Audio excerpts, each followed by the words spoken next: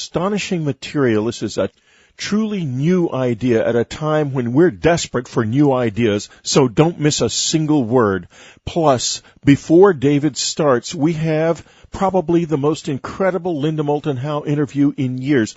Linda has been working for nearly 30 years on the RAF Bentwaters case, and she has broken it wide open. She's going to be talking about it at the Dreamland Festival, and this is just a foretaste of that amazing report.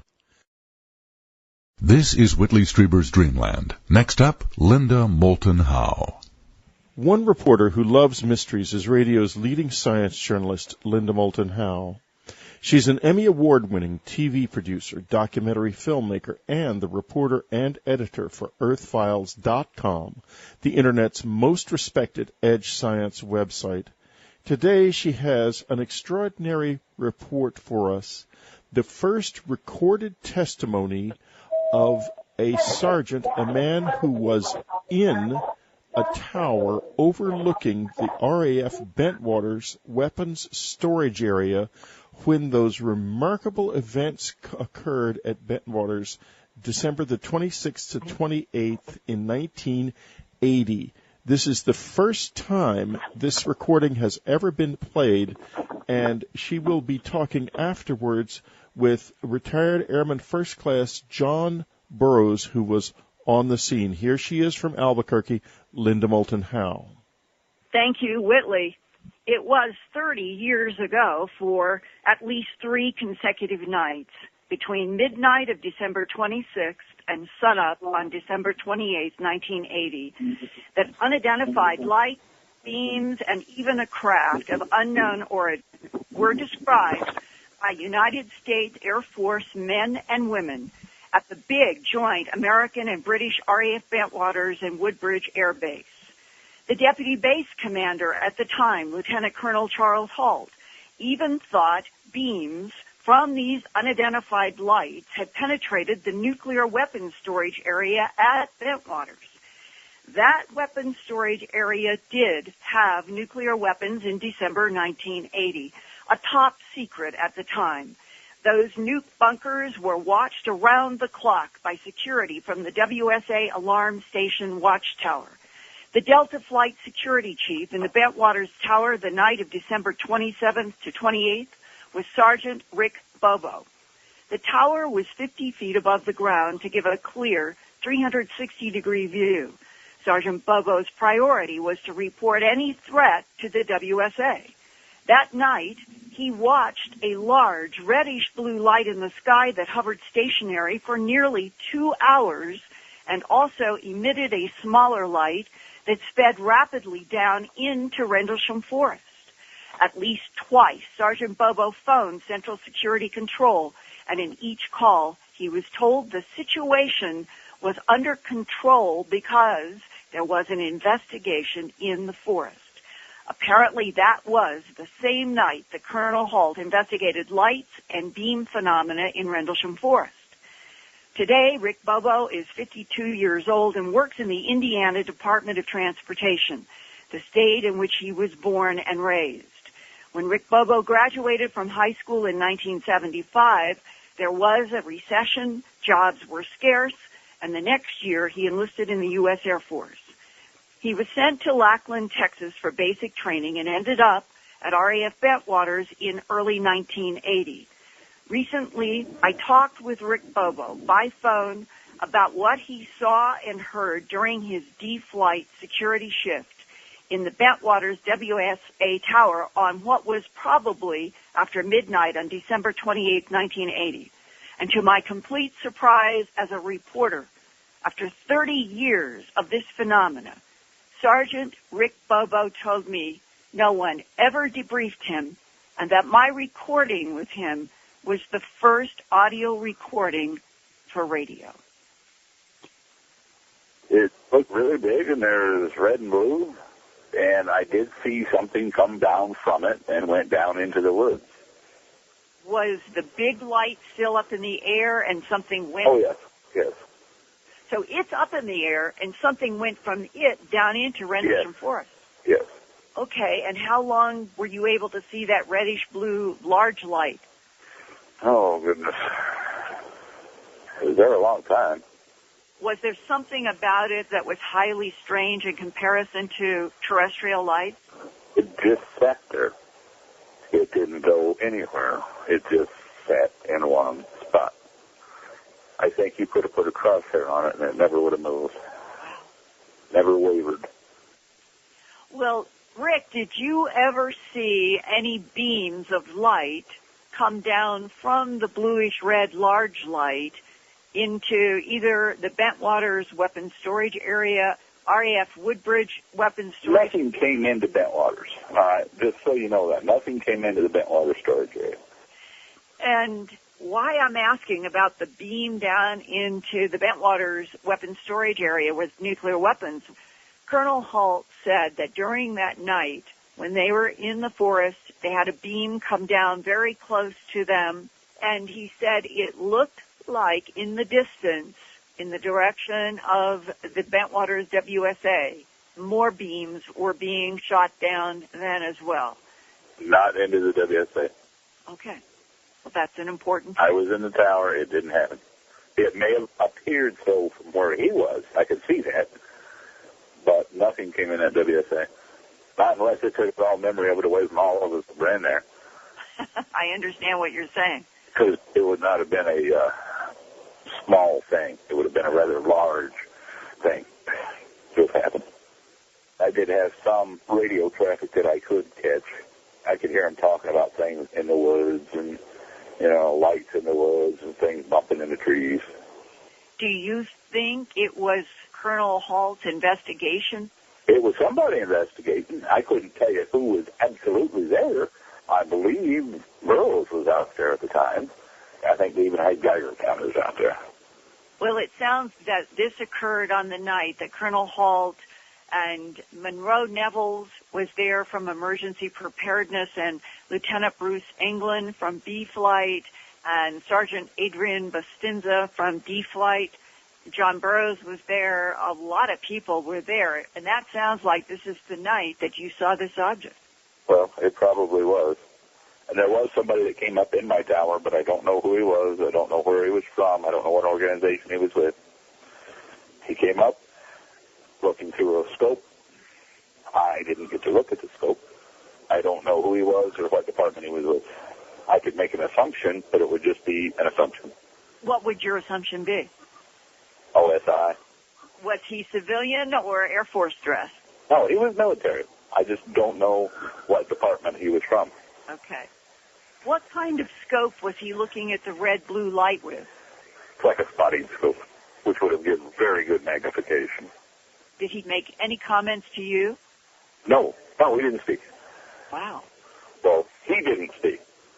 You tried to speak. I'm sure I tried to speak, but he didn't. Oh, what do you do? Well, did you try to explain to him that you had seen a light leave the big red-blue light? Oh, I'm sure I gave him every bit of information I had. Nobody else came up the tower. I had to let him up because I had my gate closed. Nobody could come up without me allowing it. How long did he stay there? 15, 20 minutes maybe. He left and didn't say anything to you? Oh, just left. On. And no one ever debriefed you? No one ever spoke to me. Matter of fact, nobody had ever contacted me after I got out of the service. Even the guys that seen it the same time I did. We never talked to each other. Do you remember somebody telling you, don't talk about any of this? No. Nobody talked to me about it. I'm telling you, nobody spoke to me about it at all. Amazing. Yeah. I thought it was a little odd, but, you know, when you're in the service, you just do what you're told. The Burroughs that Sergeant Rick Bobo referred to was Airman First Class John Burroughs, who was in the Rendlesham Forest with Colonel Halt on December 28, 1980, and was also in Rendlesham Forest with another Staff Sergeant, James Penniston, 2 nights earlier after midnight on December 26th. John Burroughs was born in Bloomington, Illinois in 1960 and joined the U.S. Air Force right after high school graduation. He received orders to go to RAF Bentwaters, England, and arrived in July 1979, about 18 months before the highly strange Rendlesham Forest encounters. John remained in the Air Force until his retirement in 2006 as a tech sergeant. Right from the beginning, John Burroughs and Sergeant Jim Peniston saw what they could not explain, and something happened to their minds, either in the forest, in military interrogations later on, or both. The results have been blank or confused memories. The two men were right next to each other in the forest, but they do not remember the same details. I would now like to introduce my friend, colleague, and former RAF Bentwaters Airman First Class John Burroughs to talk about the importance of Sergeant Rick Bobo's eyewitness testimony and what he does remember. And John, I wondered if you could help the Dreamland audience understand, from your point of view, 30 years of confusion and suppression and misinformation. Why do you think that the security guard, Sergeant Rick Bobo, up in the tower above that important weapons storage area at Bentwaters, where we now know there were nuclear weapons stored and everyone was concerned about what those beams might or might not have been doing, why do you think he was never debriefed? And what is your own reaction at hearing that he was watching for 2 hours this huge red-blue light that was even sending down one or more small lights right into the forest where you guys were? Well, first of all, I think one of the things that's interesting is he was on a totally different angle than we were on both nights. So therefore, the people that were trying to say it was the lighthouse or planets, it clearly shows it wasn't. He clearly had observation of something that was hovering over the woods, that was sending out beams of light down into the woods, that from above the ground, well, we were below the ground, so you really can't, put any credence to the lighthouse theory off of that. Right. Second of all, the military does it that way. If they're not sure what's going on, they'll say to other people, especially if they're not directly involved in something, the better it is, because if they start giving out information on what's going on or start talking to them about it, that gives them more information, and they have to worry about what might be said outside of where they're at. And would you explain a little bit more, just from your experience in the Air Force for a long time, to what astonishes us in the civilian world, that somebody would come up, have the ability to enter that weapons storage area that was highly secure, go up the steps, enter, not say one word to Sergeant Bobo for at least 20 minutes, while the whole goal was to look with a spotting scope out at that huge red-blue light and leave without saying a thing, and probably was from Air Force Office of Special Investigations. How does something like that happen? Well, obviously there was an investigation going on. People were notified, and only a select few can get into a weapons storage area. It's just not anybody who wants to get in, and they're all controlled. They have to have certain clearances and everything else. So it was clear whoever it was up there trying to get a look at it, and they were obviously going to report to people above them on what they saw and what was going on. So listening to Sergeant Bobo, that there had to have been higher base authority who by December 28th, with Colonel Hall, the deputy base commander, out there in the forest, they already knew and were investigating, even though to you all who were actually in the forest, the official kind of approach was, there's nothing to talk about and don't talk about it? Well, yes. I mean, they definitely don't want something like that getting out. And back then it was a lot easier to control because you didn't have computers and cell phones and everything else. I mean, if something like that would have happened today, it would have been all out. It would have been all over the place really fast. It would have been almost impossible to keep it from happening, including people who could have taken pictures with their cell phones. But back then, they definitely controlled everything a lot tighter, and they definitely wanted to sit on this because, I mean, good Lord, look what was going on. And look at Colonel Halt's tape and what Bobo just described and everything else. You had all this activity going on outside the largest tech fighter wing in the Air Force, and it really does appear from all the stuff that I've looked at over the years that they really weren't sure what they were dealing with and what was going on. and still aren't to this day, maybe. And could you now describe what you remember in your own mind, even though it's distorted and you don't remember everything? Can you talk about that moment when you have Sergeant Adrian Bustinza next to you in Rendlesham Forest, Colonel Halt and other men are far back? Describe what you remember and describe what Adrian told you. Well, Adrian and I went forwards towards whatever was we observed hovering out over the woods in the distance from where I met with Colonel Halt. And we started running towards the object, and as we got closer to it, Adrian fell down to the ground, and I kept going. I got up close to something, or I felt like I was getting really close to something, and all I remember was as I got close to it, I seemed like I was almost on it, and then all of a sudden I realized it was gone, and I have no idea what happened. When I turned around and went back towards Adrian at the time told me that, he felt like he got knocked down, and something held him down, and he said whatever it was came over the top of me. And the color, could you describe the color? I tried to draw colors into what I drew at the beginning, and it was like a sunset type of color, real orangish, and there was like blue and green and stuff like that, but the predominant color was orangish, and there was some white in it. And Adrian Bustinza, a sergeant at the base, told you that he thought that the red-orange light actually engulfed you, right? Came over you. Well, yeah, he said whatever it was came over me, yes. I disappeared into it, I guess is the best way to put it. And you and I have been trying to work with perhaps some hypnosis recall, and we are now at a stage in 2010 where you are perhaps reliving some of those moments. We hope to share more in the future. But I think consciously today on this Dreamland that one of the most important pieces that you could contribute is what you saw with your own eyes very consciously at the East Gate right after the 28th, that your higher command positioned you specifically at the East Gate, telling you that you had been exposed in the forest and they wanted you there.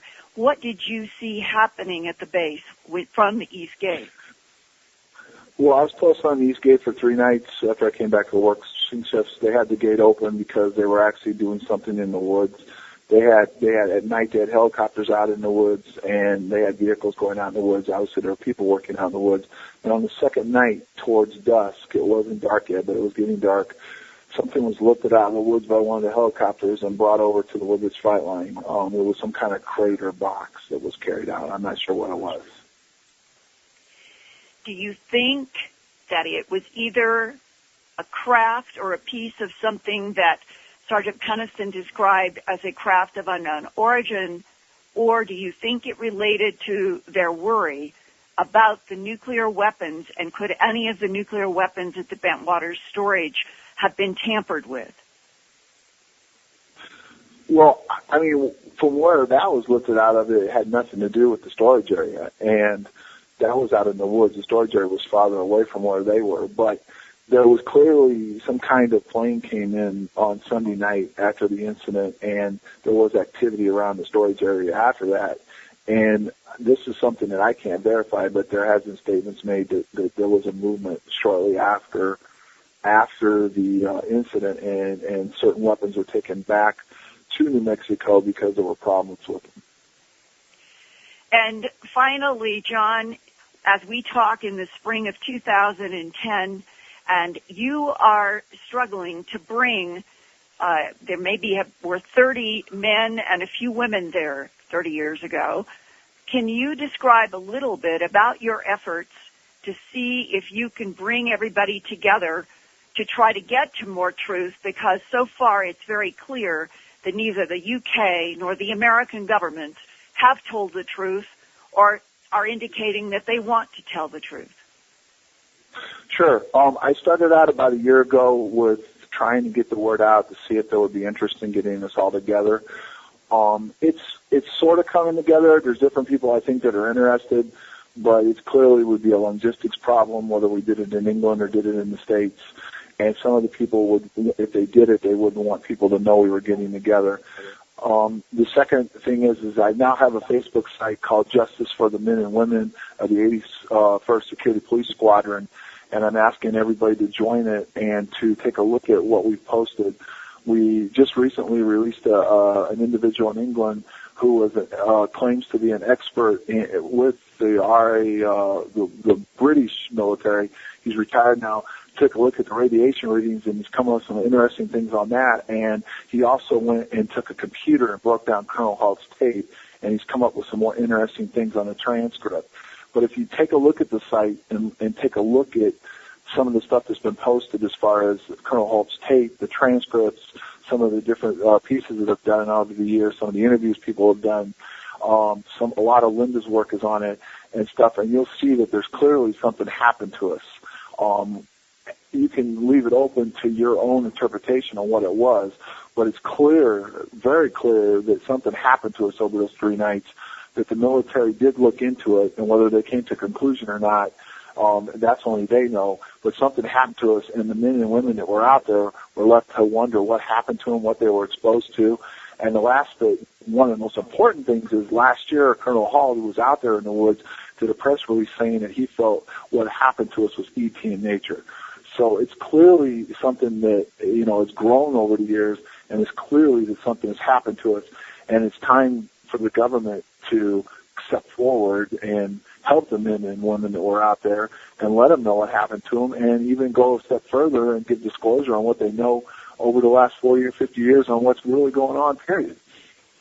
And Whitley, in addition to that very important June 25th, 2009 press release that I reported on Dreamland and Coast and Earth Files about a year ago, in which the Deputy Base Commander, Colonel Halt, who was out in the forest when Rick Bobo was up in the tower and John Burroughs was with him in the forest along with a lot of other people, the fact that Colonel Halt went on the record and said that the lights and beams that he encountered on December 28, 1980 in Rendlesham Forest were, this is a quote, extraterrestrial in origin, close quote, was the first admission by anyone in authority from RAF Bentwaters Woodbridge in 30 years. Further, Britain's Lord Hill Norton was a 5-star admiral, chief of the UK Defence Staff, chairman of NATO Military Command, and said about the RAF Bentwaters phenomena, quote, it had to be of defense significance, close quote. And former UK Prime Minister Margaret Thatcher told journalist Georgina Bruni, quote, yes, Bentwaters happened, but we can't tell the people, close quote, that became the title of Georgina's book published in November 2000. What do you and all of us should we think about Margaret Thatcher and the various need-to-know agencies in the United Kingdom and the United States, knowing that something happened that the people cannot be told? What did happen in the Rendlesham Forest that the rest of the world cannot know? That, Whitley, is why I keep doing this research. Well, Linda, you have, speaking of that, done a magnificent job with this. We've come a long way from stories about car lights and lights from lighthouses, exactly. And now we know that this is true, and the question, of course, remains, why do they hide this when it's obviously at this point just a kind of a pro forma exercise?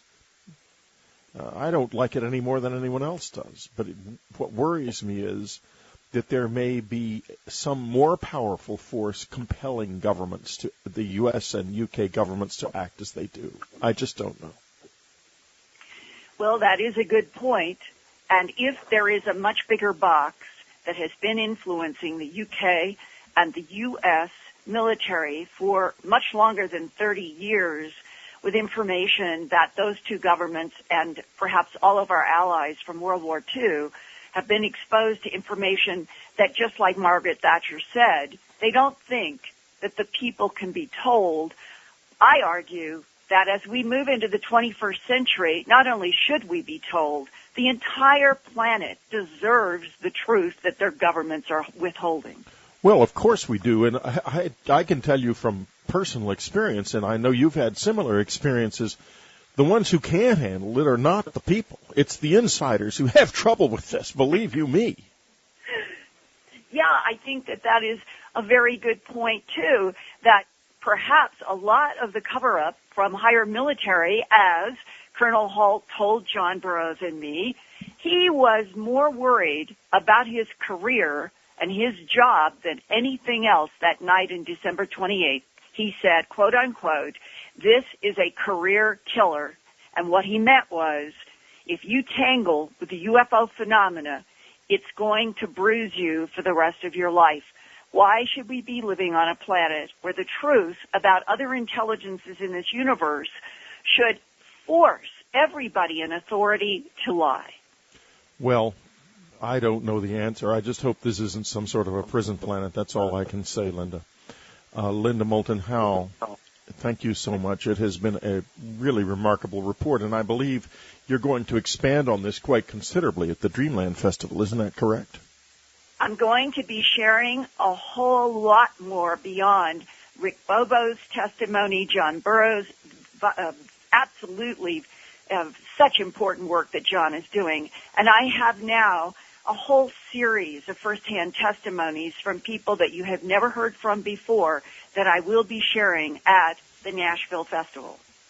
Well, you know, someone who won't ever get a Pulitzer Prize for her work as a journalist in this area is Linda Moulton Howe, and if ever anyone deserved one, it's you.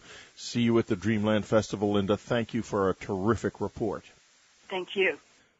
Well, today I am very happy to have back on Dreamland David Sereda. David has not been on Dreamland since 2007 when we talked about the Roswell incident. It was one of the most amazing interviews I can ever remember because he talked about how children all over the country started making little model UFOs, model flying saucers, right after that incident occurred, and the strangeness of the synchronicity of this event. It was a very interesting interview, and if you're a subscriber, go to the unknowncountry.com subscriber section and go to the Dreamland archive and scroll down, and you'll see this show, 11/17/07. David also has been recently on Revelations talking about his new DVD, Quantum Communication. A lot has happened since then in David's life. David, I think, could best be described as a scientist and a searcher. He's been a meditator for 30 years. He has been involved in many close encounter type experiences, and it's just a very all-around interesting adventurer kind of at the edge of reality. David, welcome to the program. Whitley, it's an honor to be on your show today. Well, thank you very much. I have wanted to have you back for quite some time, and why don't you tell us a little bit about what's been happening? Let's talk, for example, right now, as we are talking, a significant solar flare, solar quantum mass ejection and geomagnetic storm is just concluding. What does this mean? What are you finding about this, the relationship between the Earth and the Sun? Well, firstly, just from a purely physical, non-spiritual look at the sun, I mean, I kind of watch the sun like, investors watch the stock market.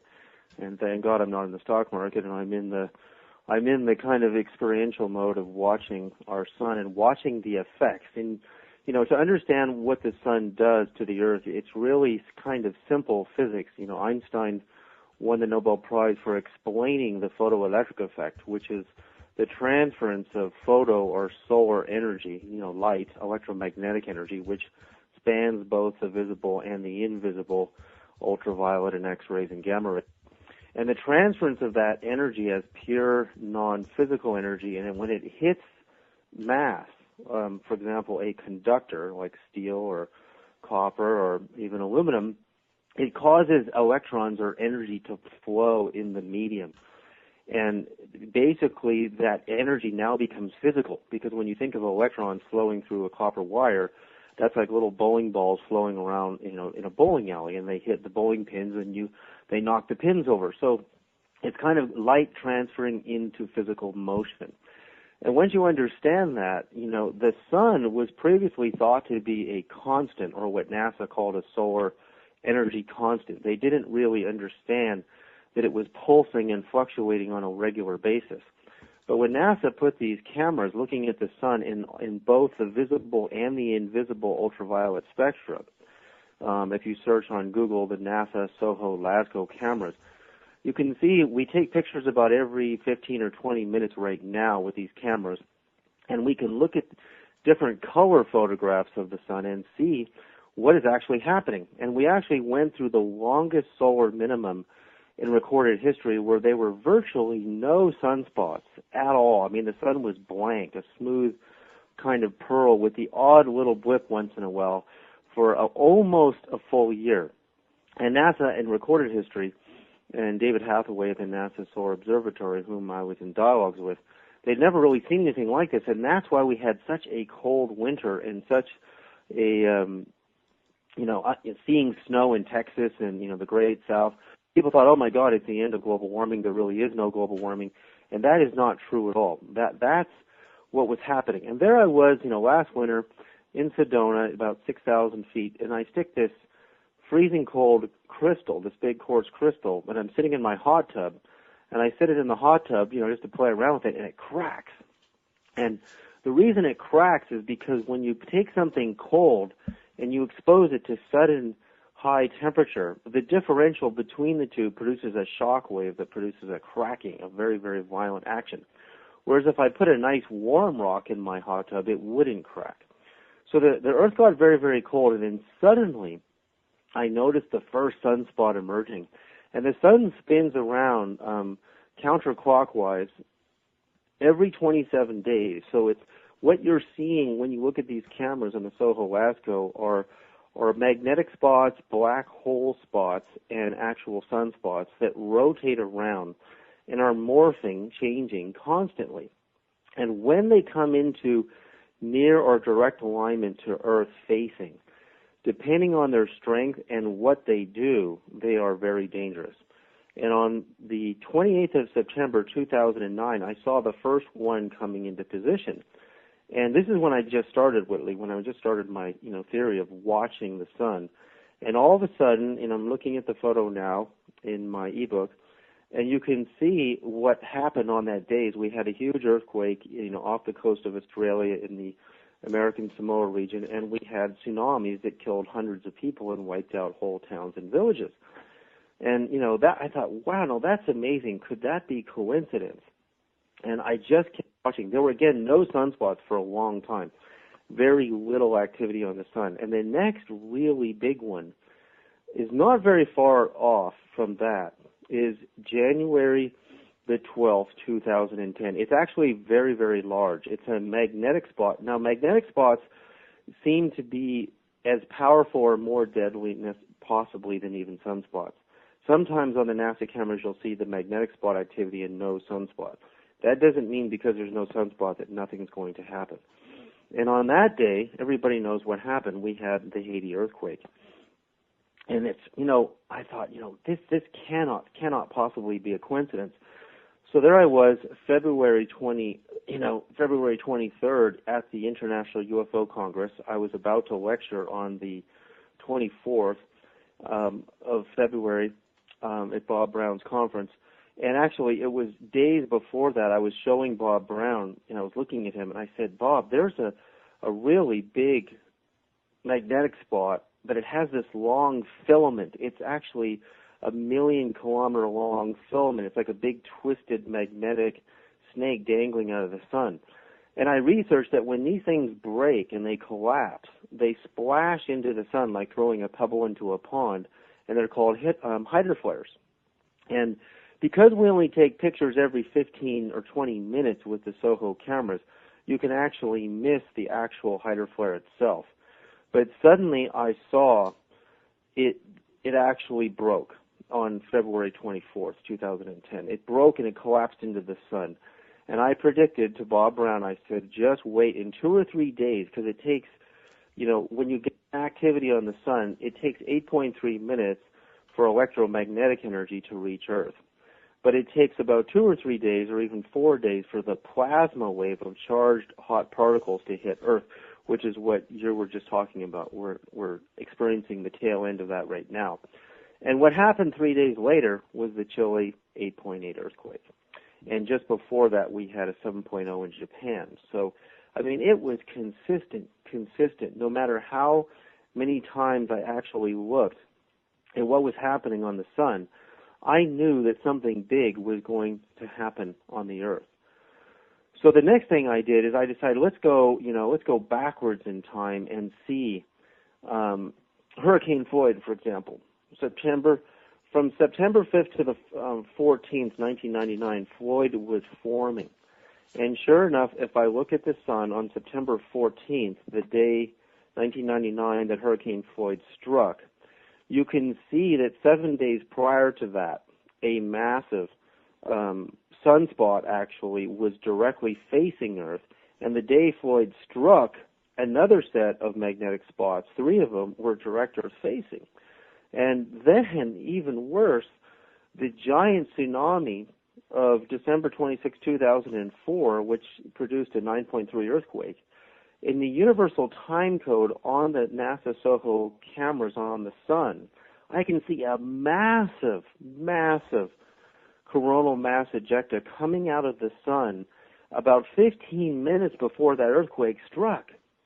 And that means that the electromagnetic part of that coronal mass ejecta transferred its energy in 8.3 minutes, and about 15 minutes after the eruption, we get a 9.3 earthquake and a tsunami ensues. Wow, So but wait a minute here, because the material part of the coronal mass ejection didn't reach Earth for hours, 24 to 48 hours after that, because it's much slower. The physical part takes 2 or 3 or 4 days. It actually depends on how charged the particles are. So it can either be theoretically the electromagnetic part if it's strong enough, or the plasma wave, or both. I've actually noticed sometimes as soon as the CME erupts, 8.38 minutes later, and then following, because that electromagnetic energy hits the Earth, and through the photoelectric effect, it starts heating up magma, it changes weather patterns, and anything can happen down here. So they're both very, very dangerous. And so then, there's no doubt that there was a connection to that giant tsunami and the sun. And then going back to Hurricane Katrina, as it was forming, the day it was forming, August 23rd, 2005, we have direct magnetic spot alignment to Earth. So when you really look at over and over and over again, what I started to do next is on Facebook, on my page on Facebook, I started just posting, here's what's happening on the sun today, watch for the effects either today or in the ensuing days.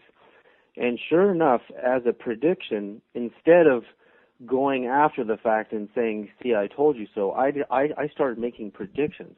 And every single time, something, not necessarily where there's human civilization, but we would get earthquakes above what I call background noise earthquakes. Now, background noise earthquakes are the constant stream of, 1.5, 2.5, all the way up to about the 5 level. When you get above 5 and you start to get into 6s and 7s, that is not normal. That is not normal background noise. And when the sun spots and magnetic spots and black spots would go away for a period of days, you can see all of the earthquakes subsiding and going back down again. Now let's come to what just happened, because what just happened in this past week is enormous. What just happened in the past week was 2 volcanoes went off in Central America, one in Guatemala, one in Ecuador, and then just a few days after that, this is only, it might have been just yesterday or the day before, a massive eruption happen in a volcano under the ocean in the Pacific, and spewed ash into the sky 40,000 feet. I don't know if you heard about that one yet. No, I did not hear about that one. I've heard about all of the others. I was just going to ask you, what about this week? Because it's been really wild out there. Yeah, it's so wild. In fact, you see this giant sinkhole appearing in the center of Guatemala City. Guatemala City, my God. The pictures of that, and folks, you can find this all over the internet. The New York Times has got a wonderful article about it with great pictures, including if you can stand it, and he's not kidding. Look at the high def image of it. This thing is terrifying. It's an entire the middle of a four-way stop, a block. The entire thing is just gone. And the sinkhole seems to just drop off into blackness. Yeah, this is where I hate to say this, to listeners, because I'm not a person who wants to see disasters happen before we get to the next part, which is how consciousness is affecting all this. But think of 4 movers who are trying to move a large table. And you only have one mover on one corner of the table producing a regular amount of pressure, but he can't lift the whole table.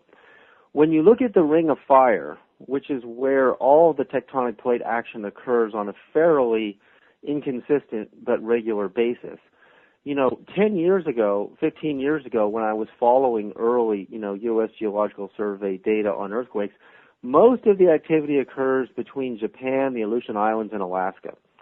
So it's like you have one part of the entire Ring of Fire, which extends all the way through California, the Great San Andreas Fault, all the way through Baja, all the way through Central and South America, and all the way back up around, through, Australia and Asia and Japan, and all the way back up to Alaska. So that's the ring. Now, imagine that is a table that you're trying to lift the whole thing, but you only got one mover on one end of the table. Well, what happened is after the Asian tsunami, the 9.3 earthquake that happened there, that area has continuously been active and shaking. In fact, we've even seen some 8s and above 8s in that region since December 26, 2004. Then when, jumping way ahead on the timeline, when Haiti happened, that region continuously is shaking all the time. And then when Baja happened, that area is continuously shaking all the time, as well as, Chile, which is before Haiti, and that area has been shaking quite violently all the time. So now you have this constant amount of pressure, as if you have 4 physical movers trying to lift a table on all 4 corners, or 5 or 6 corners. The other place we have constant activity is off the coast of Australia, near American Samoa and the Philippines and all those areas. So what's starting to happen is the sun is transferring so much energy to our planet that it's constantly active in all these places, which is unprecedented. I have never seen the levels of activity on all of the different corners of the plate all at the same time. And now you're seeing sinkholes appear in Canada and Guatemala, and so what's happening? Well, we're going to take a little break, and afterwards we're going to find out what's happening.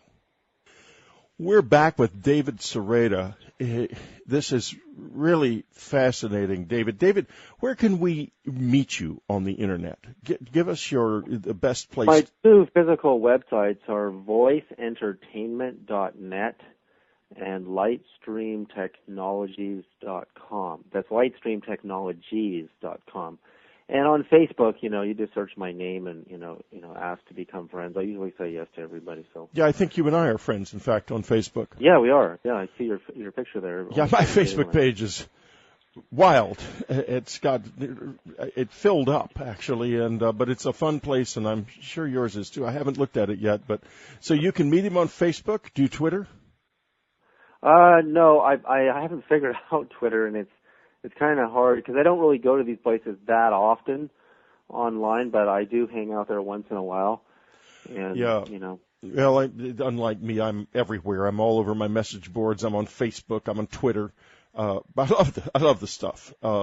Yeah, it's great. It's a great place to hang out. Right, and especially my own message boards, which is where I hang out the most. In any case, let's get back to this. Now, I have a question for you. In the past, has this always been true during periods of solar intensity, or is it more true now? Do you know if there's been any intensification of the sensitivity of Earth to the sun or not? Well, this is where it gets really amazing. I actually, have two models in an ebook called Quantum Electrodynamics in 2012, where I superimpose subatomic particle orbits on top of the solar system and on top of a galaxy. And I compare what happens in the quantum universe versus what happens in the astrophysical larger scale models. And firstly, this is not really well known. As we're approaching 2012, this is really shocking, but at the University of Kansas, a Russian researcher and an American astrophysicist have studied the fossil records for mass extinctions, and they've compared that to where we actually are and where we're migrating towards in our galaxy. And inside of our spiral Milky Way galaxy, we're traveling around the galaxy, and we are about a third of the way from the outer rim, spiraling inwards into a higher and higher frequency orbit. But we're also bobbing along in a spiraling wave that dips above north of the galactic plane and south of the galactic plane. The dinosaurs went extinct 64 million years ago, and it's interesting because this wave cycle from top to bottom to top is a 64 million year wave cycle. And we are right now 10 parsecs, which is 180 trillion miles north of the true galactic plane. But we're just coming out of the thickness of the line that represents the galactic plane. And this is what these physicists found out, is most mass extinctions happen as you're migrating higher and higher above true north.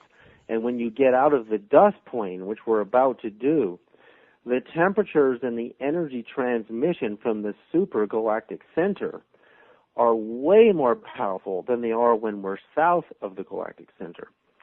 It appears that human beings, let's say that, Lucy, the oldest, skeleton ever discovered in Africa, is about, 3.5 million years old. We are about 2 million years true north of the galactic plane. So the oldest humans probably evolved when we were just south of the actual galactic plane itself, the true galactic plane, which means we were still inside the thickness of the line because it's a very thick, dusty, cosmic plane full of stars and planets and all kinds of debris and comets and all these things. So with all of that in the way, all that debris in the way between the super suns in the center of the galaxy, we are kind of buffered by its intense energy. But as we rise above the galactic plane, the transfer of energy gets so powerful that, firstly, a lot of organisms on our planet suddenly die off because they can't handle the intensity of the radiation coming from galactic center. Now, galactic center is more powerful than our sun, so it transfers its electromagnetic energy to our sun, which then conversely transfers it to Earth. And then Earth, which is full of tectonic plate activity, volcanoes, and weather patterns, suddenly responds to that influx of energy. And so that's what we're seeing. So we are seeing an increase then. Definitely. When we come out of the edge, and I predict that's probably what the 2012, which is really getting into the beginning of 2013, really is. This point that we're at now, which is 10 parsecs or 180 trillion miles north of the true galactic plane, like a razor blade true, we are exactly where the dinosaurs went extinct. And this is a transformation point, not necessarily our death and the end of the world, but a massive transformation point. What's so weird about this to me is about a year ago, I noticed that Revelation 20:12, chapter 20, verse 12, is the moment of the opening of the book of life and the last judgment. And I thought, what a bizarre coincidence. And it inspired me to write a novel called The Omega Point, which is really asks the question, under such circumstances, in a time like this, is there a plan for mankind? Is there something that will happen there will be some kind of rescue of our meaning and our being? And now it turns out that in the book, essentially what you just described happening happens. But I knew nothing about this. It's the scientific side of it that you've just described. I never found this information, and yet it's in the book. It's there. It's all there. Wow. Yeah. So, well, listen, we're going to take another little break here. When we get back, we're going to start to talk about that very issue. Is there a plan for us? What does human consciousness have to do with all of this? We'll be right back. We're back with David Sereda. David, I want you to tell us again, what are the best places to go to get to you on the Internet? My websites are voiceentertainment.net, lightstreamtechnologies.com, and also on Facebook. You can just search my name, David Sereda, and ask to be my friend, and if you're not Satan, I'll say yes. Okay, yeah, Satan applied for friendship with me about 50 times. Okay, so now let's go on. Here we are in this really remarkable situation. We're coming into a change, and we can see it all around us. It's real. In the way the Earth is affected by the energies of the universe and of the sun. This is going to cause upheavals on Earth. A lot of people are going to be affected by it. We're being affected by it right now, all of us in different ways. What does this mean, David?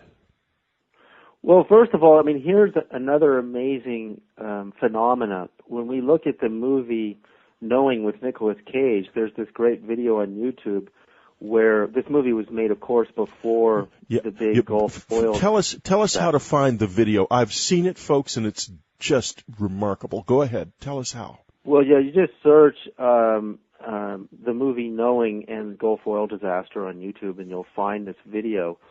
And you see, Nicolas Cage sitting in front of the TV, and you see, their talk about solar flares and the sun.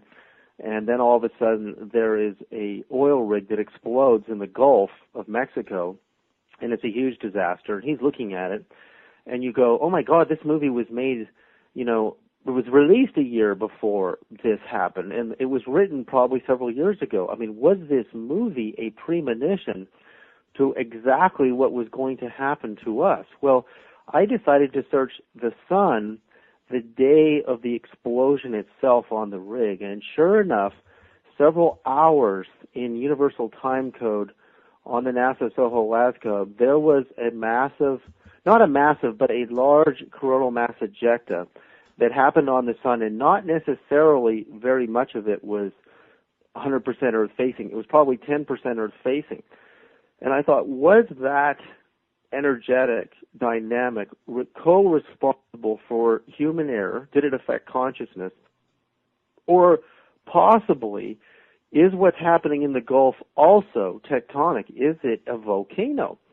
And when I started researching on the National Geographic websites, and I looked at the oil rigs off the coast of California, and sure enough, where you get oil off of the coastline, there was geothermal and also lava flow and volcanic activity under the ocean. It turns out that where we drill for oil, it's like drilling on the back of a blood boiling pig. You're basically drilling into geothermal activity areas where we shouldn't be drilling, because those areas are very, very vulnerable. And if you give them an outlet by puncturing a hole in them, if they heat up, they are going to spew out tremendous pressure, and you're going to get an explosion. So I've been kind of looking all over the world for the transference of this electromagnetic energy and what the effects are. And, off the coast of Australia, where there's been a constant amount of earthquake activity, the ocean sea level floors have risen several hundred feet in the last less than the last year. And then on Fox News in the Mediterranean, they're saying there's a volcano underneath the ocean there that literally volcanologists think could erupt any day now, any time now, and produce a tsunami that would bury southern Italy. Then you have this eruption that just happened yesterday or the day before in the Pacific, where 40,000 foot plume of ash in the middle of nowhere in the ocean, and you have the volcanoes in Iceland, and it's like the whole freaking world is heating up, and it's pretty obvious what's starting to happen. But what's amazing about the movie Knowing is it really starts to move in the direction that we're actually heading in, but it may not. Hopefully, it won't be quite that disastrous in this transfer of this movement through the galaxy as we're going higher north. But more interestingly than the Earth changes, this is my favorite part, is there have been scientific studies on DNA in different living systems such as fish and even single cell organisms, and how they respond to solar events. And firstly, this is in the movie Water, which is on my website. A Russian scientist named Alexander Zhijevsky discovers under the microscope that little amoebas start to go crazy at the instantaneous moment that a solar flare, a coronal mass ejection, has left the sun. But its electromagnetic energy doesn't arrive until 8.3 minutes later, but they know instantaneously that it's happening, and they start protecting themselves by increasing the energy of their membrane to protect themselves from the oncoming radiation. And that is right there is key to what the biologists at Kansas State University realized, what living systems would survive this new level of radiation would be those systems that biologically create and adjust the energy of their membrane. Now, we are like, think of a single cell under the microscope. The membrane is just the perimeter or the kind of tissue around the cell that protects the cell and decides to allow information to come in or information to not get into the cell. And the cell is very, very conscious. I mean, when you get into Bruce Lipton, discussions, you realize how intelligent a single cell is and its ability to actually not just receive, nutrition or let in a virus or not let in a virus, but actual consciousness and information. So what actually happens to DNA in studies that have been done when you expose it to very weak changes in magnetism and electromagnetism? There's a study in the movie Water, and this is actually my favorite scene in the whole movie, is these fish are artificially induced with electromagnetic fields, and their offspring are suddenly born with these beautiful phenotype, which means visible changes. They all suddenly have stripes on their bellies, rainbow stripes appear in all of them, and they all seem to function in this perfect collective mind. Whatever one fish does, the other one copies it. And I went, wow, if that can happen in one generation, what's going to happen to the children on Earth who are born in the presence of the new sun, which we're now coming into? Will they be born, like the X-Men, with superpowers? Will the powers that, the psychic powers that some human beings seem to possess, or some of them gain through meditation, will this become very, very common? And I think that's a subject that you've covered, and you've followed a lot of different, children, or, whatever you want to call them, indigo children or star children, who have these abilities to see invisible beings, which is something that I can do, and actually, have dialogues with beings from other dimensions and other parts of our universe that seem to be completely invisible to us. And that is what I'm most excited about in the new sun and coming into 2012 is there's no question that if even a weak amount of electromagnetism can cause phenotype changes, real level changes, what deeper level changes will happen with this new impetus of energy coming from the galactic center to our sun, and then eventually, the sun transfers it to Earth. Now that's just the tip of the iceberg of what happens, in this transference of electromagnetism and how it affects a living organism. But there's a far deeper level of what's going on, and that is when you look at the extraterrestrial impetus that's happening, and you look at the idea of exploring the invisible through photography, looking into the ultraviolet, we can see on NASA SOHO cameras, the green camera, which is looking into the far ultraviolet and the extreme ultraviolet, we can actually see amazing, very, very large spacecraft appearing around the sphere of the sun, especially these architectures, these amazing architectures, are very, very visible prior and during to when the sun is about to produce these huge bursts of energy. Wow. David, we're going to take a little break. We'll be right back with David Sereda.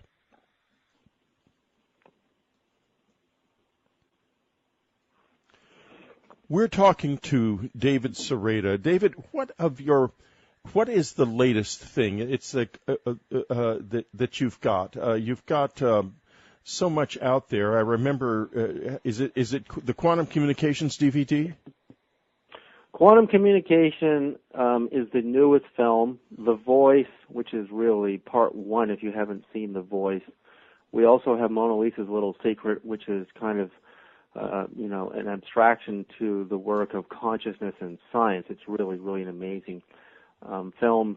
And then I have these electronic books, which Quantum Electrodynamics in 2012 is very, very specific to what we're talking about now. It actually, it's a very, very visual presentation. It's an electronic book. It's not meant to be printed. It's meant to be just looked as a PDF on your computer screen. So those are the things that are out right now. And also I have my meditations and I have my pendants, my energy pendants. And you can visit David Sereda's store by clicking through to it on the Dreamland description page on unknowncountry.com. So, and there's a lot in there, actually. I think that the meditation instructions are really very interesting. I've listened to some of them. And as you know, I'm also a long-time meditator, and they're very well worth your time. In fact, it all is. His DVDs are wonderful and produced at a very high level of finish. They're very professional DVDs. It's not those awful things that we've all been so disappointed by with beautiful covers and horrible DVDs inside. Okay, David, now we are on a journey. It is a journey into a very, very complicated and difficult unknown. I asked you before, is there a plan for us? And you seem to be saying that yes, in a sense there was. Now I'm going to, and you described it actually very beautifully.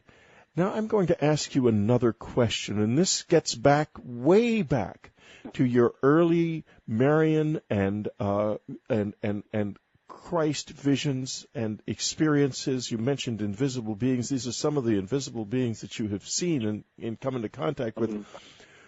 Who are we, David? Yeah, I mean, this is the question that I wake up with every day. You know, I lately I've been doing 1 hour sitting meditations very late at night because I find that if I meditate really late at night before I go to sleep, the chances of making contact, true contact, are much higher than if I meditate in the morning. And I keep asking that question because, I had 3 apparitions of Christ blazing like thousands of suns, and I was practicing Buddhism and Vipassana meditation most of my life, and for the past year I've been doing one 45-minute breathing session, deep breathing session per week. So I'm on 43 weeks right now, and I'm really doing all I can to have my direct contact experiences. And when I met Christ the first time in 1994, when I almost died in my tent in Topanga in the pouring rain, I got so many answers to so many questions. It felt like there was no separation between, being human, being us, and what was about to happen next. I have, on that day in October of 1994, when that experience occurred, within days I was seeing the dead. I was seeing ghosts. I mean, I've literally seen hundreds and hundreds up to this point in my life. I've seen angels with my physical eyes open. I don't get a mental picture. I don't get an intuitive psychic sense and then create an imagery in my third eye. I see these beings as three-dimensionally as I see a real physical human. And exactly what do you do to get these visions, to see them this way? Because you're talking to a lot of very advanced meditators, Dreamland listeners. Go ahead. Right. I didn't plan on it. In the Buddhist sense, Buddhism split. There's a deep schism in Buddhism in the four major schools, from the Mahayanist to the Theravada Buddhists, the Theravada Buddhists are very core to the experience of transformation, the 7 different levels of samadhi, the 7th being where nirvana begins, and they don't give much importance to other realms and visions and these type of things. But the Theravada Buddhists, are very different from the Mahayana Buddhists. The Tibetans are Mahayana-based Buddhism. They give a lot of importance to the other worlds and the other universes and the other paradise realms and different dimensions that become manifest and visible to the meditator. Those, that's kind of what happened to me. I didn't have any plan that I wanted to see visions. I never even asked to see Jesus Christ. I was simply hardcore Buddhist. And I had studied with a lot of the gurus from India. I mean, how did you know it was Jesus? Oh, there was no question. When I left my body in the pouring rain in my tent, which was flooded with water, I came above the oak trees, which were in the dark before sunrise, and there was a giant granite crucifix that had this angelic kind of sound like the monolith in the movie 2001 and 10.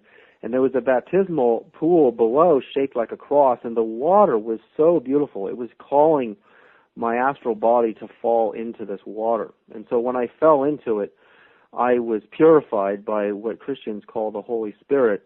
And then I was carried like a mother carries her baby above the rain clouds, above Topanga, which is my dad's ranch, which is where I was living when I went broke. At the time, is right next to the inn of the 7th Ray. If anybody knows Topanga, literally, I could hear all the weddings there, living in my tent during those years. And I was above the rain clouds, and I thought, oh my God, you're dead, David. You froze to death, and you're up in the clouds now. Oh my God, this is like, where are you going? And these little atoms, trillions of little atoms of light, below, above, behind, in front of me, they all rushed together from the far reaches of space, and just this swooshing sound that was deafening materialized the body of Christ. So first, I saw the sign of the cross. Then I was baptized, which I was already baptized as a baby Catholic, but we never practiced Catholicism in our family because my dad was a psychologist from Berkeley and traveled to India and was influenced by the Far Eastern ideas. So we were not exposed to Catholicism. So I had no idea that I was expecting that, my mentor, who was going to be my master when I died, was going to be Christ. And when I saw him, it was devastating to see that the entirety of the power of the cosmos was all inside of one point. I could see the aura that extended beyond Christ's body, blazing brighter than 1,000 suns. I could not look for 1 second. I fell upon my face and hid my face, and I would look up again. Oh my God, he's too holy, it's too powerful. The whole universe is coming from this one person. How could that be? How could, all the gurus that I've met and the Dalai Lama in India, none of them compared to the magnitude of the power of this single body of light, this person that is so, it was unbelievable who he was. And he floated up next to me, and I kept my face down on the ground. And if you look at him, it's just, you overdose on unimaginable levels of ecstasy. It's so beautiful and so cosmically expansive to the mind that in 1 second looking at him, suddenly your mind is expanding out into the universe at such tremendous speed that you have no point to grasp onto the shape of the human body, your toe, your foot, the idea of being just a point is no longer there. And so when you lower the gaze, it reduces the effect. And his feet, oh my God, looking at Jesus' feet is just mind-boggling. There's just no way to describe what happens to consciousness just looking at the feet. Why is that? A bear. Why the feet? What's that? Why the feet? Well, remember, in India, the feet are transmission points for the master. You look at the seraphim, the highest level angels in the ninth sphere of consciousness. Their wings cover their feet and their eyes. So because their feet are so powerful that even if a person wasn't ready and they looked at the feet, it would blow your circuit. It's just too much energy. So the first thing Jesus says to me is, I have appeared to a number of people throughout the universe, but at different levels of their spiritual ability. No one in all creation has seen me in my entirety. Even now, which is what I was seeing, was at least as bright as 1,000 of our suns.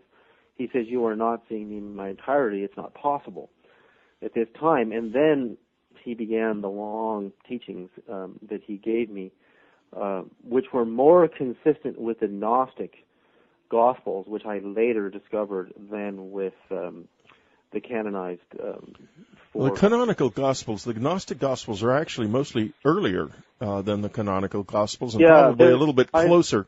They're mostly teachings. They're not stories of his life. They're right. Raw teachings from when he actually was here. Exactly. I think they are absolutely true. There's no doubt, and I've read all of them. And, so that began that day. All of a sudden, I could see the dead. I saw Princess Diana as clear as day 3 times the same morning while the sun was up in my, I had moved from my tent, which is actually my tree planting tent that I used tree planting in Canada for, over 15 years, just that single tent. I built a big 12 by 24 foot deck on my dad's ranch, and I put a yurt on it. It's a really high quality canvas building, basically, and I put a bed and a TV and a desk and meditation pad and my computer, and I lived in there for years and worked and had so many experiences there. And that's kind of where my fascination with, once I had the experience of seeing so many invisible beings, I became obsessed, having been a professional photographer for 20 years, with invisible photography. And then I got into the NASA tapes and looking at the cameras that were looking into the ultraviolet. And then, everywhere I could see a possibility to see the invisible universe, I became obsessed with. And then when I found the sun, that you could look at the sun and the invisible, and I started seeing and many people have seen these, the giant UFOs that have been appearing around the sun. Yes, I was going to ask you about those, but go ahead. That's great that you brought it up. Well, going way back, you go to the time of Pythagoras, who, in the 5th century BC, 6th century BC in Greece, he hears the music of the planets, and he's known for the giving birth to modern and classical music, and he is the father of trigonometry, a squared plus b squared equals c squared, finding the angle of the triangle. He's more than a mathematician, he's more than even a mystic.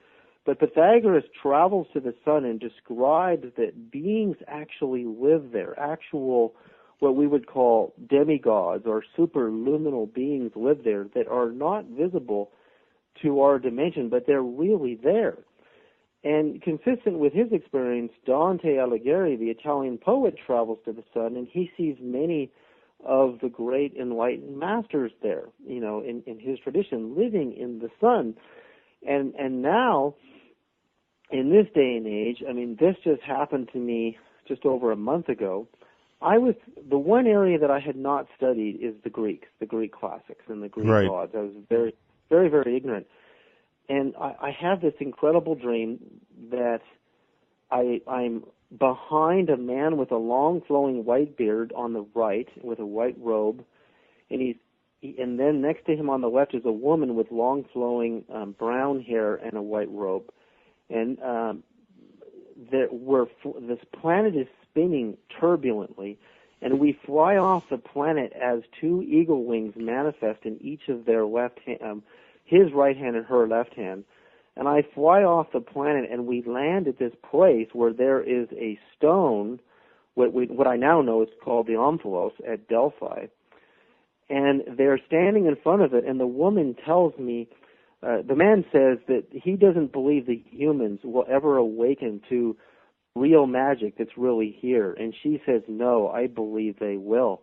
And then I hear Prometheus 3 times. And I've never heard the name Prometheus before. I don't even know that that's really a person. And I wake up and I tell my wife, I've got to go to the computer. I've got to bookmark this name if it even exists. And it turns out there is a Prometheus, and he is the father, in the Greek classics, the creator of humanity, who fashioned us from clay, very similar to the God of the Old Testament, Jehovah, and breathed life into us. And that Zeus and his triumphant gods and goddesses, they literally have, this is very powerful, they have destroyed, through the power of nature, the human race 5 times and remade us, because each time we seem to fail, they recreate us and refashion our DNA to create a new human. And this is very consistent with Zecharia Sitchin's work in the Babylonian mythologies and the ancient Sumerian mythologies, that the gods didn't like how we were evolving, and they would destroy us and remake us and create a new human race. Well, the dream comes at a time in our history where we are truly failing. We are truly failing to take care of our planet, to take care of each other. We're destroying the environment. We are failing big time. I mean, you just have to fly across the Gulf of Mexico to see that at this point. Yeah, this disaster is unimaginable what will come of it if we, and where it's all heading is simply unimaginable to the whole American continent. The ratio of gas to oil is 1,000 to 1. I mean, it's frying people's brain cells right now, and they don't even know it. But anyway, what's happening here is this dream comes, and I'm now just deeply immersed in Greek classics, because I believe the experience happens to prompt me to study deep into the Greeks. And you find, once again, the Greeks have this mythology of gods whose relationship to our sun is so clearly evident that, for example, Hermes in Hermes Trismegistus, which I just read, it shows the relationship between the human body and mind and the astral body, which is limited to travel between the earth and the moon, and what the yogis call the causal body or light body has the ability to travel to the sun and the stars and beyond. Yes, very important material here, folks, because if you're on a journey, your journey is about your light body. Go ahead. So the sun in all of these mythologies are full of cosmic beings and spaceships, and it's all really there. So when you see cameras that are looking into the invisible, they're confirming. I mean, I have got a clear photograph, which I'll send you to post on your site, of this amazing, what people thought was a UFO that astronomers saw above our atmosphere. It looked like a streaking comet, but it looked like it had 2 rings, like 2 wedding bands crossing each other at almost 90 degrees. And yes, it was a remarkable picture. I remember it very well. Okay, so you know the photograph, and that was February 2nd, I believe, 2010. Well, I found that exact same object right next to the sun, 1 or 2, the days on the actual day of the photography on the sun was the same day or the day before the appearance that everybody saw on the news. But it's the same object with the double rings. And so they don't know why it's streaking. They thought it was an explosion between, 2, cometary bodies. But an explosion wouldn't look like that. You wouldn't see these 2 beautiful rings. The streaking, I believe, is caused by as it left the sun, it carried a lot of the charged particles and plasma in the sun belt, in the solar belt, and that was what was streaming.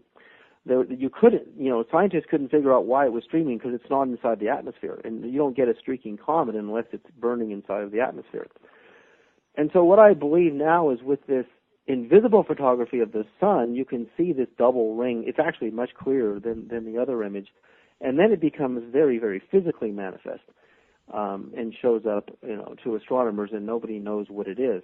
These, to me, are the giant spherical superships of the gods and goddesses who are constantly in this relationship in the invisible universe between here and our sun. So that means all that you see happening on the sun, and all of the explosions that are happening on the sun, and the timing of when they align to Earth and the effects they produce, there's a whole other element to this, and that is the consciousness of how consciousness tells matter what to do. And so it's no accident what is happening. They are clearly seeing that we have failed. We have failed as custodians, and I really don't believe we're going to get away with, the oil civilization much longer. We are going to have to transform and change.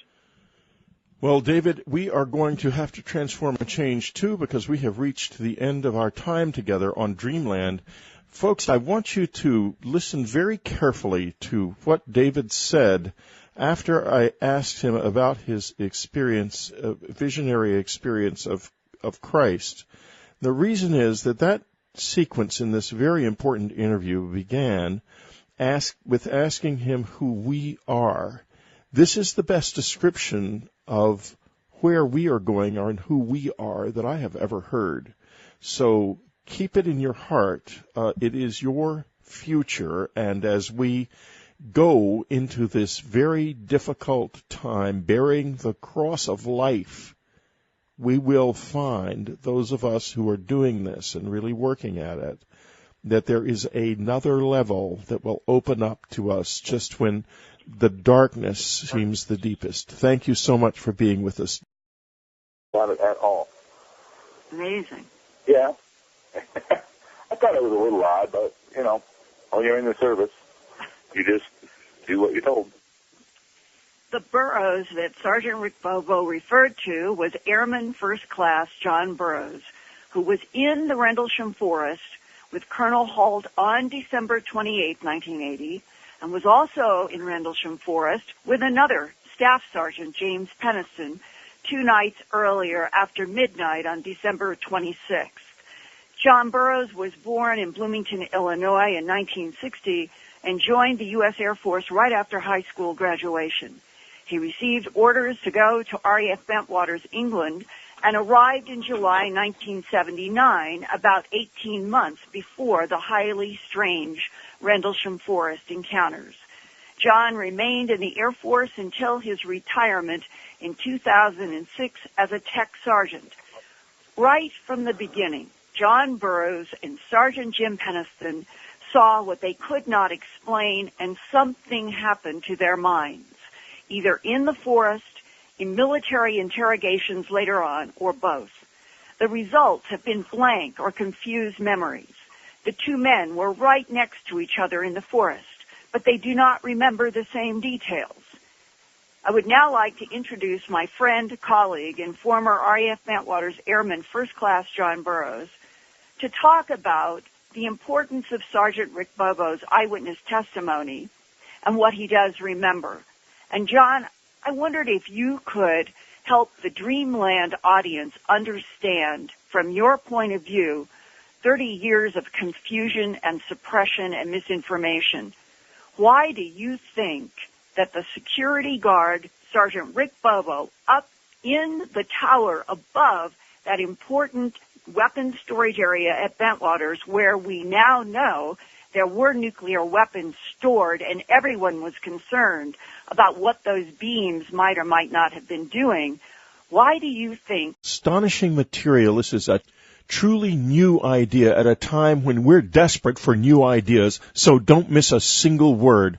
Plus, before David starts, we have probably the most incredible Linda Moulton Howe interview in years.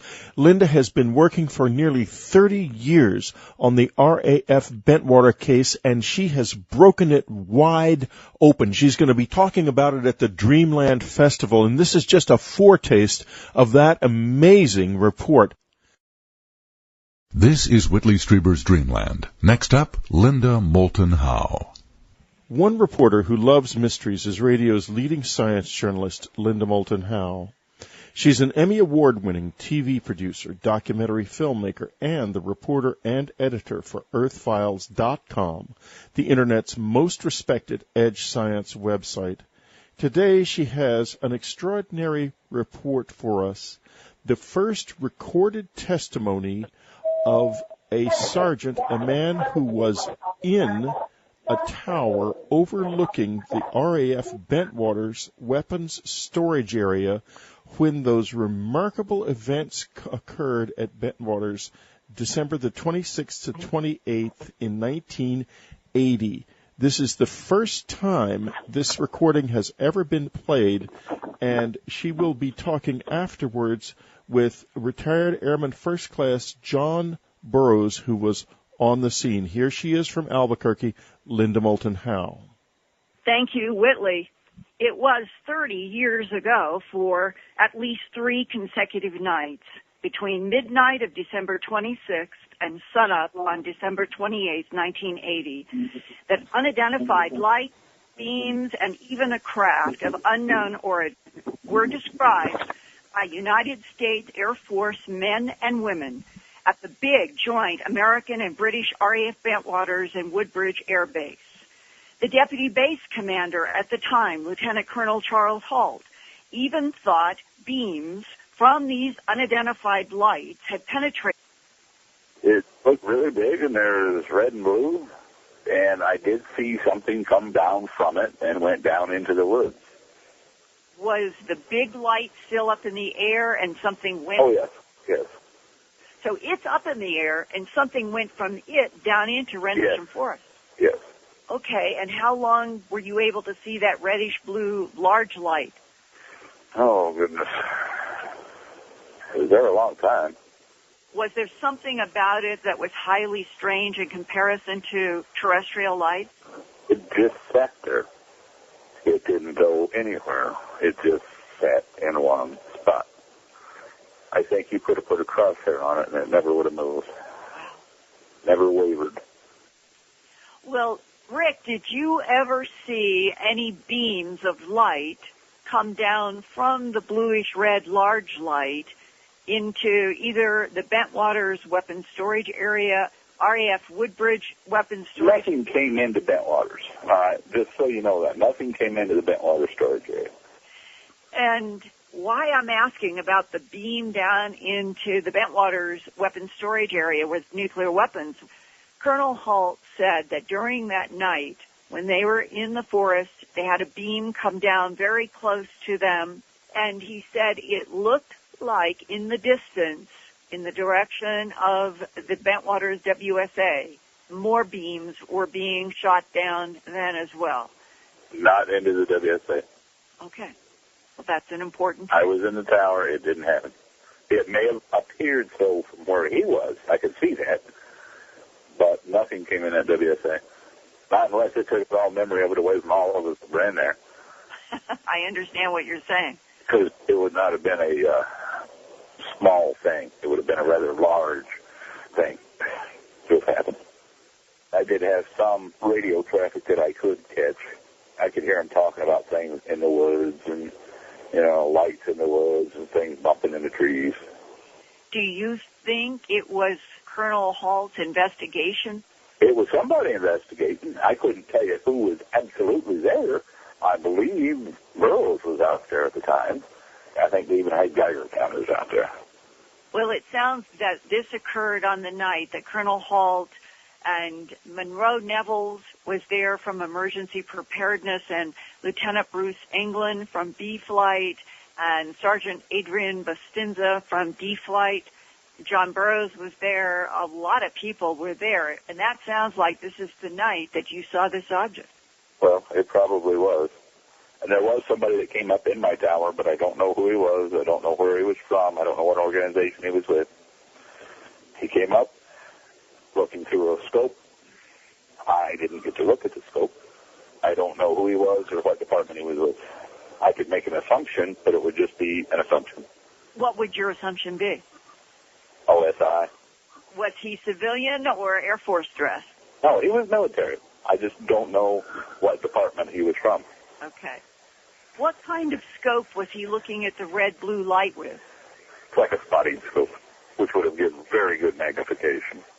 Did he make any comments to you? No, we didn't speak. Wow. Well, he didn't speak. You tried to speak. I'm sure I tried to speak, but he didn't. Oh, what do you do? Well, did you try to explain to him that you had seen a light leave the big red-blue light? Oh, I'm sure I gave him every bit of information I had. Nobody else came up the tower. I had to let him up because I had my gate closed. Nobody could come up without me allowing it. How long did he stay there? 15, 20 minutes maybe. He left and didn't say anything to you? Oh, just left. And no one ever debriefed you? No one ever spoke to me. Matter of fact, nobody had ever contacted me after I got out of the service. Even the guys that seen it the same time I did. We never talked to each other. Do you remember somebody telling you, don't talk about any of this? No. Nobody talked to me about it. I'm telling you, nobody spoke to me about it. The nuclear weapons storage area at Bentwaters. That weapons storage area did have nuclear weapons in December 1980, a top secret at the time. Those nuke bunkers were watched around the clock by security from the WSA Alarm Station Watchtower. The Delta Flight Security Chief in the Bentwaters Tower the night of December 27th to 28th was Sergeant Rick Bobo. The tower was 50 feet above the ground to give a clear 360-degree view. Sergeant Bobo's priority was to report any threat to the WSA. That night, he watched a large reddish-blue light in the sky that hovered stationary for nearly 2 hours and also emitted a smaller light that sped rapidly down into Rendlesham Forest. At least twice, Sergeant Bobo phoned Central Security Control, and in each call, he was told the situation was under control because there was an investigation in the forest. Apparently, that was the same night that Colonel Holt investigated lights and beam phenomena in Rendlesham Forest. Today, Rick Bobo is 52 years old and works in the Indiana Department of Transportation, the state in which he was born and raised. When Rick Bobo graduated from high school in 1975, there was a recession, jobs were scarce, and the next year he enlisted in the U.S. Air Force. He was sent to Lackland, Texas for basic training and ended up at RAF Bentwaters in early 1980. Recently, I talked with Rick Bobo by phone about what he saw and heard during his D-Flight security shift in the Bentwaters WSA Tower on what was probably after midnight on December 28, 1980. And to my complete surprise as a reporter, after 30 years of this phenomena, Sergeant Rick Bobo told me no one ever debriefed him and that my recording with him was the first audio recording for radio.